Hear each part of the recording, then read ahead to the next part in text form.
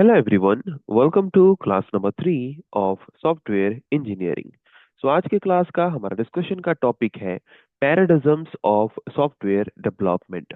आज के क्लास में हम डिस्कस करने वाले हैं सॉफ्टवेयर डेवलपमेंट के कुछ पैराडिज्म्स। पैराडिज्म्स मींस सम जनरल मॉडल्स के बारे में। ऐसे बहुत सारे मॉडल्स हैं सॉफ्टवेयर डेवलपमेंट का जिनको यूज करके हम एक सॉफ्टवेयर प्रोडक्ट डेवलप कर सकते हैं। उसमें से कुछ पैराडिज्म्स और कुछ जनरल मॉडल्स के बारे में हम डिस्कस करेंगे सॉफ्टवेयर डेवलपमेंट का। शुरू करते हैं डिस्कशन। बहुत सारे सॉफ्टवेयर डेवलपमेंट मॉडल्स हैं जिनको यूज करके हम सॉफ्टवेयर डेवलप कर सकते हैं। उसमें से कुछ मॉडल्स के बारे में हम यहाँ पे आज के क्लास में डिस्कस करने वाले हैं। What is the first approach और what is the first model? The first model is waterfall model और वाटरफॉल अप्रोच। ये एक ऐसा सॉफ्टवेयर डेवलपमेंट अप्रोच है या फिर ये एक ऐसा सॉफ्टवेयर डेवलपमेंट मेथड है या फिर मॉडल है जहाँ पे हम लीनियर और सिक्वेंशियल मेथोडोलॉजी यूज करके एक सॉफ्टवेयर को डेवलप करते हैं। Okay, so the waterfall approach in software development is a linear और सिक्वेंशियल मेथोडोलॉजी। वाटरफॉल मॉडल एक लीनियर या फिर सिक्वेंशियल मेथोडोलॉजी है या फिर एक ऐसा मॉडल है जहाँ पे हम जो हमारा एक सॉफ्टवेयर डेवलपमेंट प्रोसेस है वो सिक्वेंशियली परफॉर्म करते हैं। कैसे? By dividing the total project process into distinct phases. Total एक प्रोसेस को स्मॉल स्मॉल फेज में हम डिवाइड कर दिए होते हैं वाटरफॉल मॉडल में। और जहाँ पे एक फेज कंप्लीट होने के बाद ही हम नेक्स्ट फेज में मूव कर सकते हैं, क्योंकि इसमें हमारा जो डेवलपमेंट प्रोसेस है वो सिक्वेंशियल मैनर में होता है।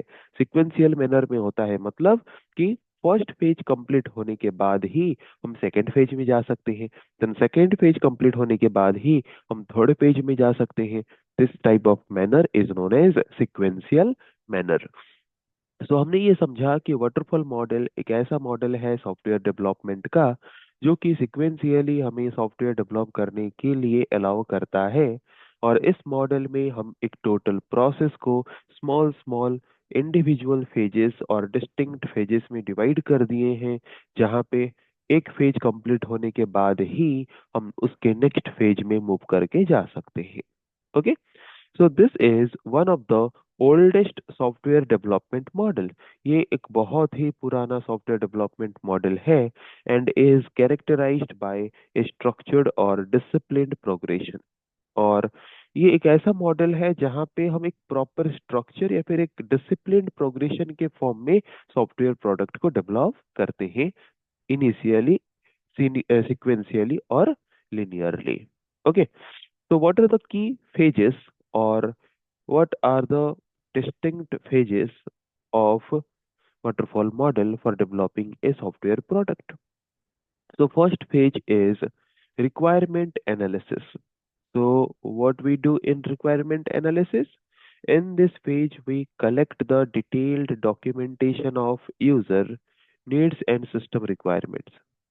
Okay, what are the requirements of users, what are the requirements of system, all these things are collected in this phase. After collecting all the requirements, then the next phase is system design. What is the next phase? Next phase is system design. Okay, okay. So in system design phase, what we do in system design phase, we plan the architecture and components based on the requirement. Based on users' requirement in the software product, we have to plan that from which page how we will move to another page, how the data signal will flow, how data must be arranged. Okay, all these things we have to do in which page? In system design phase. This can be done either through flowchart or algorithms or some other methods. Then after designing the system, okay, as per user requirement, then the next phase is implementation phase. In implementation phase, the main software development process occur, or mainly the software development process done in this phase.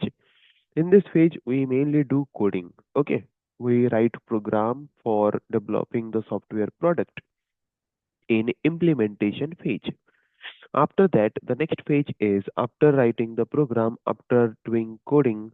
Now we have to test that that code is properly working or not, right? So the fourth phase is testing. So in this phase, what we have to do, we have to verify that the software meets the specified requirement and is free of defect. इस page में हम क्या करेंगे कि user का जो requirement है, जिस तरह का आउटपुट, जिस तरह का आउटकम यूजर चाहता है, उस तरह का आउटकम जनरेट हो रहा है या नहीं, वो हमें चेक करना है. As well as we have to check that it is free of defect or not.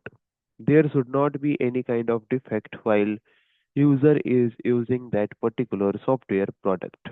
Okay, ये हम चेक करते हैं कौन से फेज में, टेस्टिंग फेज में. Then after testing, after rectifying all the defects, all the mistakes, now we will deploy or we will install the software in user's system. So next phase is deployment. So in this phase we will deliver the finished product to the user. इस phase में हम क्या करेंगे, जो finished product है वो हम user को deliver करेंगे.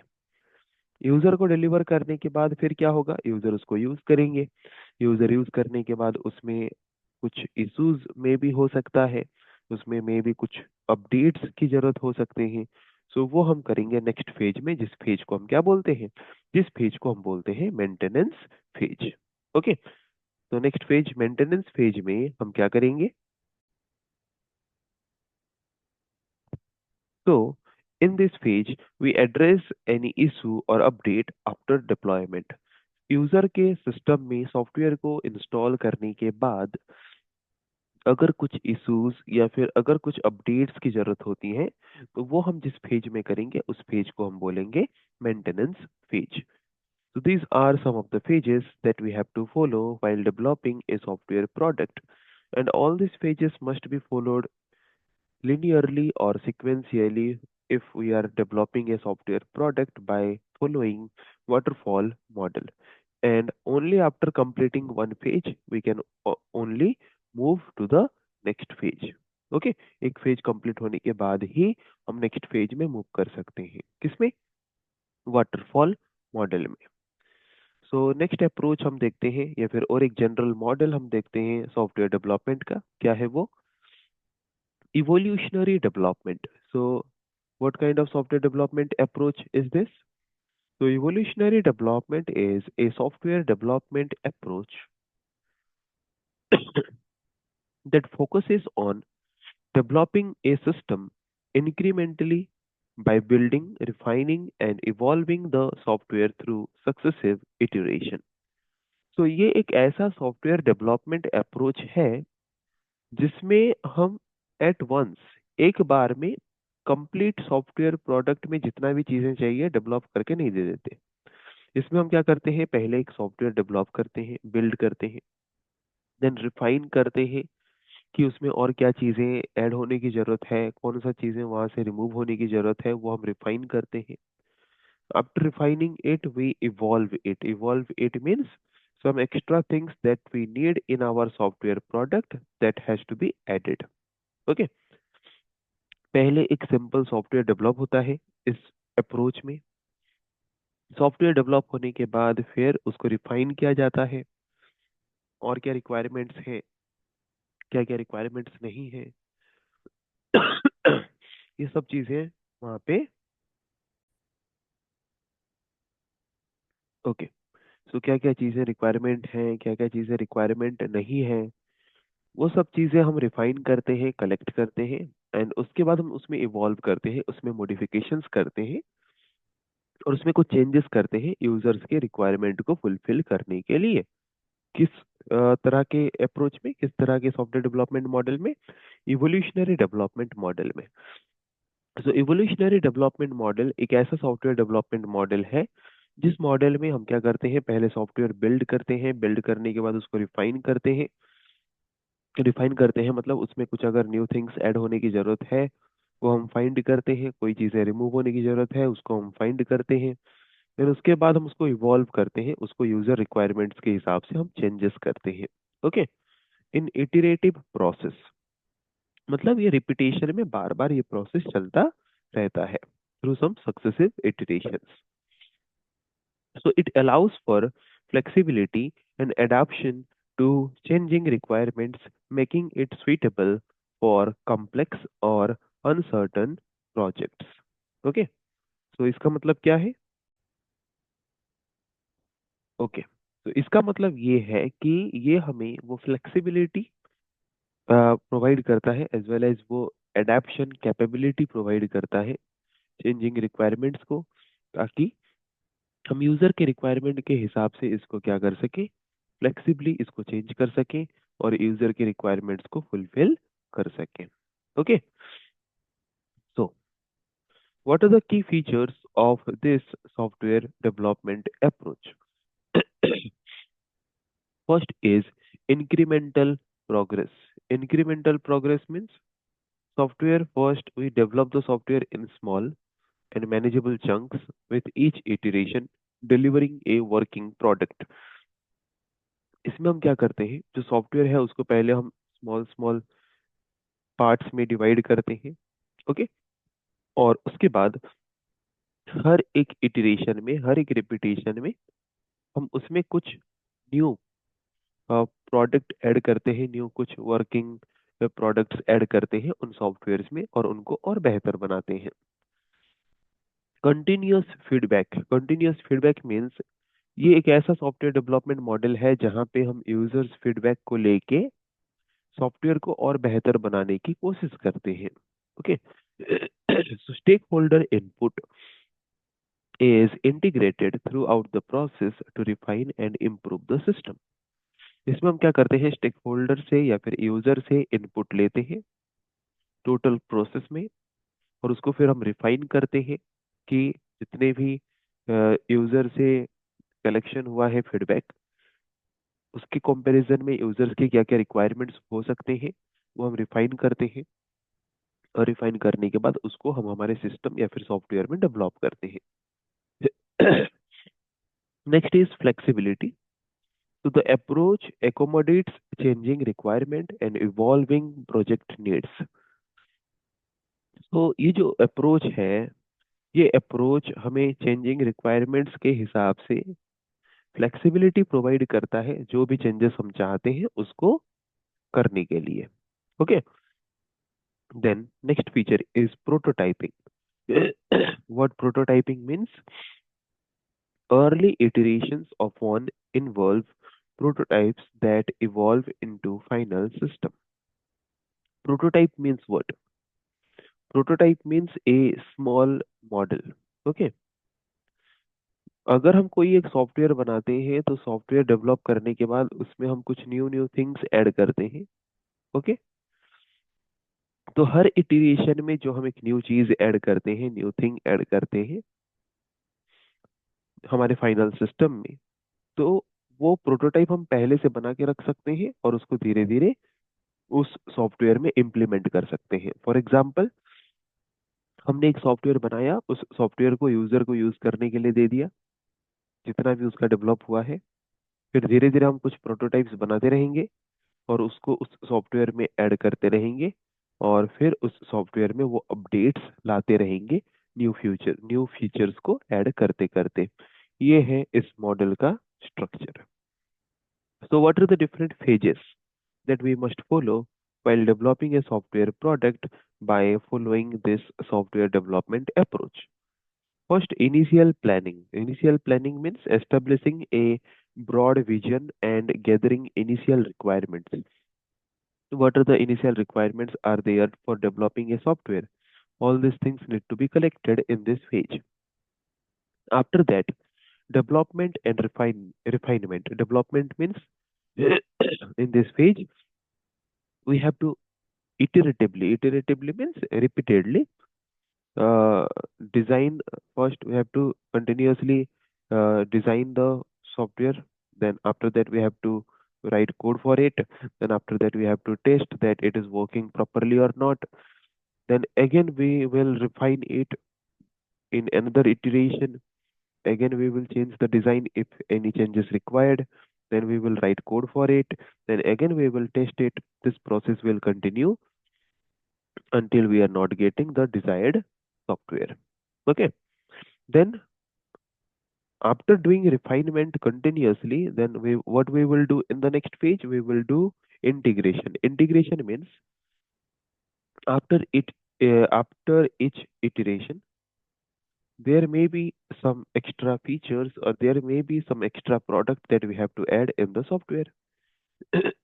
So integration means merging the developed component into a cohesive system. पहले से हमने जो सॉफ्टवेयर बनाया है उसमें अगर हम कुछ एडिशनल कंपोनेंट ऐड करते हैं आफ्टर ईच इटरेशन, उसी को हम बोलते हैं इंटीग्रेशन. Then evaluation.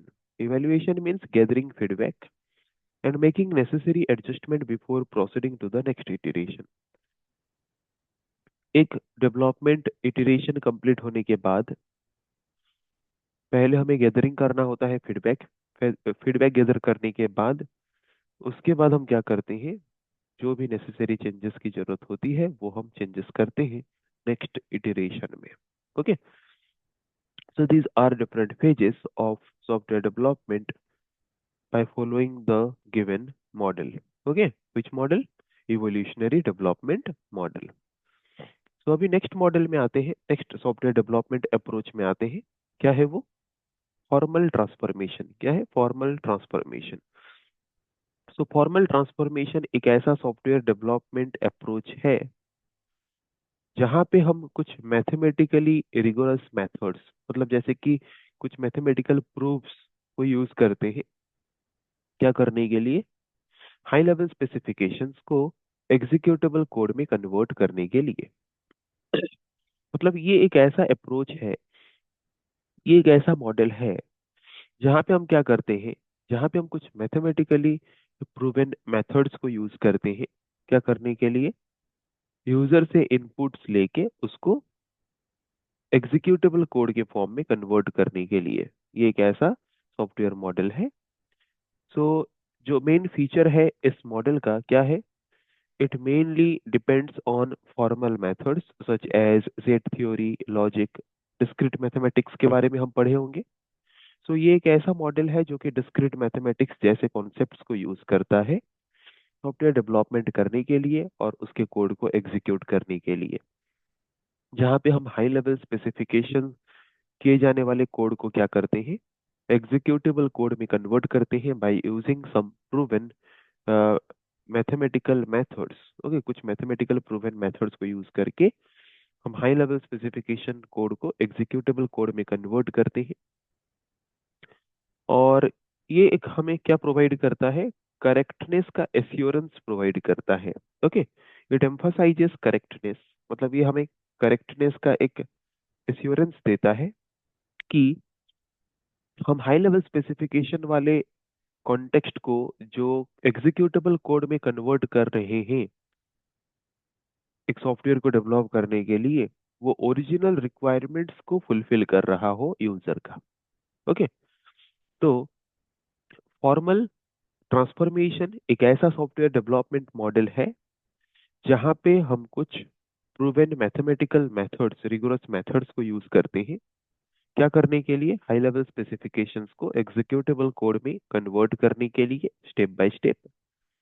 और ये मॉडल हमें ये एश्योरेंस भी देता है कि हम जो वेरियस मैथमेटिकल प्रूवन मेथड्स को यूज करके रिटन कॉन्टेक्स्ट को एग्जीक्यूटेबल कोड में कन्वर्ट करते हैं वो ओरिजिनल रिक्वायरमेंट्स के साथ इक्विवेलेंट है या फिर इक्वल है. Okay. So what are the key features? So first, it uses mathematical basics, means it depends on or it relies on formal methods like set theory, logic to specify and verify system behavior. Then it uses systematic process, means it transforms the formal specification step by step into an implementation through proven rules.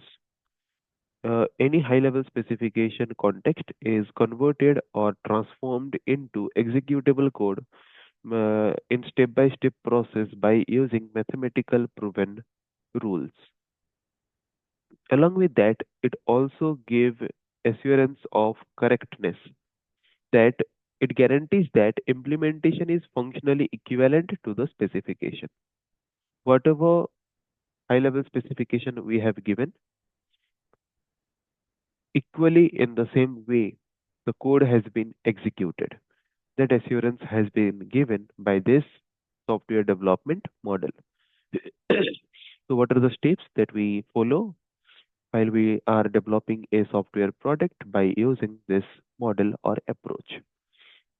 First one is formal specification.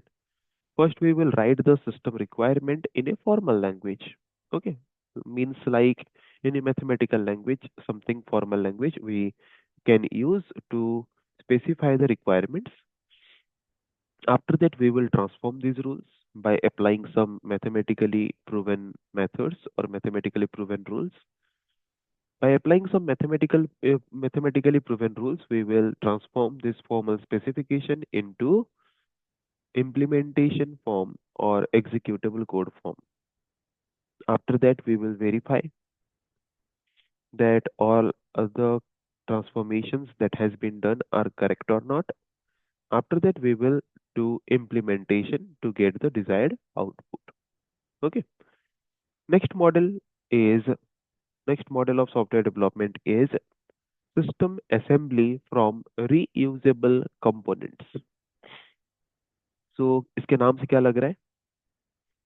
सो ये एक ऐसा method है जहाँ पे एक software को develop करने के लिए जो डिफरेंट पार्ट्स हमें चाहिए वो पहले से हमारे सिस्टम में एग्जिस्ट हैं, जिनको यूज करके हम सॉफ्टवेयर डेवलप कर सकते हैं। हमें फिर से फ्रॉम द बिगिनिंग सॉफ्टवेयर को डेवलप करने की जरूरत नहीं है।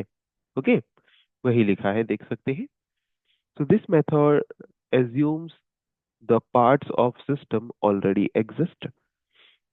ये एक ऐसा मेथड है जो एज्यूम करता है कि एक सॉफ्टवेयर को डेवलप करने के लिए जितने भी पार्ट्स चाहिए वो ऑलरेडी हमारे सिस्टम में एग्जिस्ट करते हैं।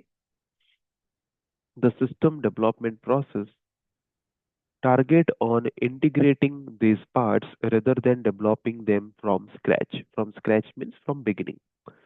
तो ये एक ऐसा डेवलपमेंट प्रोसेस है जहाँ पे वो कोशिश करता है कि पहले से जो पार्ट्स हैं उनको गैदर करके उनको इंटीग्रेट करके सॉफ्टवेयर को डेवलप करे, ना कि फ्रॉम द बिगिनिंग खुद से अगेन सॉफ्टवेयर डेवलपमेंट प्रोसेस करे। Okay, so what are the key features of this software development model?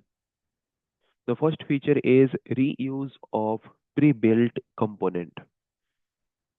It reuses the pre-built component to develop a software instead of creating it from the scratch. Beginning से खुद से बिना बनाए पहले से जो बनाया हुआ कुछ कंपोनेंट्स हैं उसको यूज करके सॉफ्टवेयर डेवलप करने की कोशिश करता है इस मॉडल के द्वारा कौन? Software engineer. So, what are the pre-built components like library or any frameworks or any APIs, okay, or any standalone modules that has been developed before that can be used to develop a software. Okay, then integration centric. Integration centric means the focus is on assembling, configuring, and customizing component to fit the system requirement. तो यहाँ पे main focus होता है कि कैसे हम assemble करें उन कंपोनेंट्स को एंड कॉन्फ़िगर करें एंड प्रॉपर वे में कस्टमाइज करें ताकि वो रिक्वायरमेंट्स को फिट हो, यूजर के रिक्वायरमेंट्स के हिसाब से वो फिट हो।